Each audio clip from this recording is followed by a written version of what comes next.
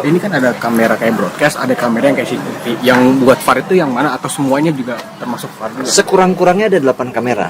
8 kamera ya. Jadi 8 kamera itu kombinasi atas kamera yang istilahnya permanen, seperti kalau kita lihat itu yang putih-putih itu ya. Iya. Itu kan seperti CCTV itu untuk liner dan sebagainya. Kemudian ada juga yang kombinasi yang dilakukan oleh TV broadcast. Kebetulan TV broadcast kita ini juga udah punya experience. Jadi TV broadcast yang ada, mereka udah punya pengalaman juga dengan World Cup kemarin, sehingga nggak terlalu nggak terlalu gundah lah. Jadi ya udah bisa matching lah. Nah, ke depan TV broadcast sendiri juga sedang mengupgrade beberapa perangkatnya mereka, sehingga nanti di semua tempat kualitasnya juga akan sama. Gitu. Berarti ini secara nggak langsung bisa jadi liga musim depan disiarin di TV broadcast yang sama ya? Yes, kalau itu pasti kontraknya masih sampai 2021. Abang sih. Kalau itu bukan rahasia lagi, nggak apa-apa dia ngomongin.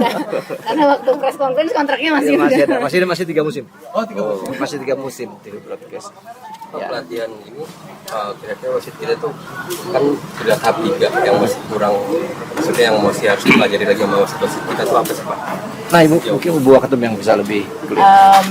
Jadi koordinasi pada saat ada implementasi VAR ini sebenarnya bukan cara mengoperasikan alat, tetapi bagaimana mereka pada saat memimpin pertandingan bisa mendengar juga, bisa melihat juga, kemudian aware juga yang ada di dalam dan sinkronisasi antara yang ada di ruangan VAR dan sini.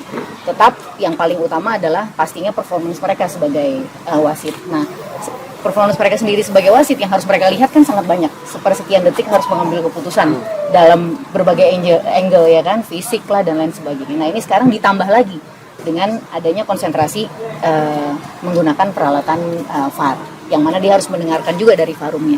Kemudian bagaimana mereka melatih antara komunikasi yang di dalam dengan yang di luar, bagaimana mereka juga repetisinya apabila ada kejadian, mereka harus mengumumkan.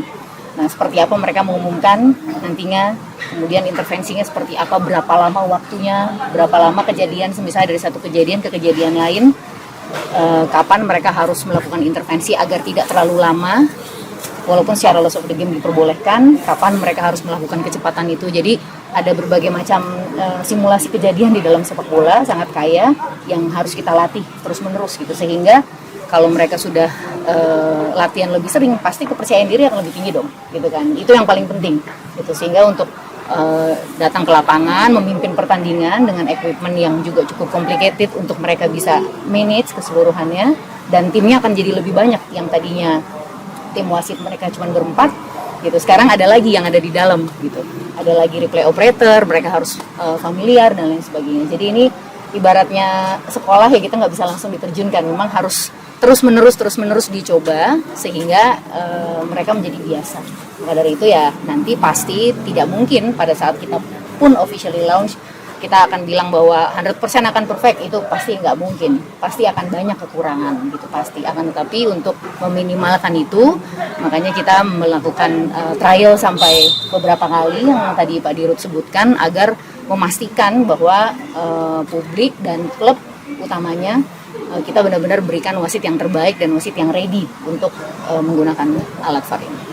Terima kasih sudah menonton. Silakan subscribe, like, dan jangan lupa komen di bawah ya Bola Spotter.